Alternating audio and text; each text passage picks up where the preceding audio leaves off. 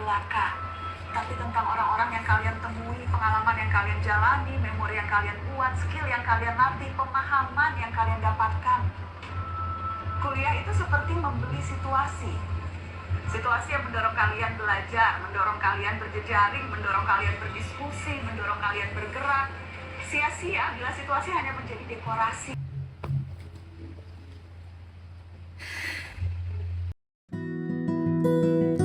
Aku adalah seorang mahasiswa. Dulu, aku kira kuliah itu cuma cukup datang ke kelas, kerjain tugas, lulus, habis itu dapat kerja. Tapi ternyata makin kesini, aku makin sadar bahwa dunia kerja tuh gak segampang yang kita bayangkan. Coba lihat kenyataan sekarang. Hampir semua lowongan kerja gak cuma minta ijazah kita, tetapi juga butuh skill, pengalaman, dan kemampuan lain dari diri kita. Aku adalah orang yang introvert, mudah overthinking, kadang suka ragu sama diri sendiri. Tapi aku gak mau terus kayak gini. Aku harus bisa siapin diri untuk masa depan. Karena kalau gak mulai dari sekarang, kapan lagi?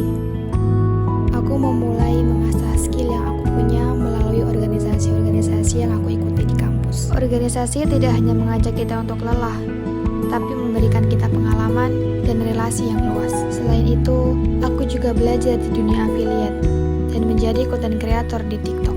Memang terlihat sulit, tapi aku sebagai mahasiswa semester tengah bisa melaluinya. Dunia kerja tidak hanya tentang akademik kita, tetapi skill yang kita miliki. Menjadi mahasiswa yang hanya datang ke kelas lalu pulang adalah pilihan. Namun aku memilih menjadi mahasiswa yang mampu mencari pengalaman. Di samping aku mengikuti organisasi dan kesibukan yang lainnya, aku sebagai mahasiswa semester tengah tidak mengesampingkan tugas kuliah. Karena kuliah adalah tujuan utamaku. Belajar adalah hal pertama yang harus aku lakukan.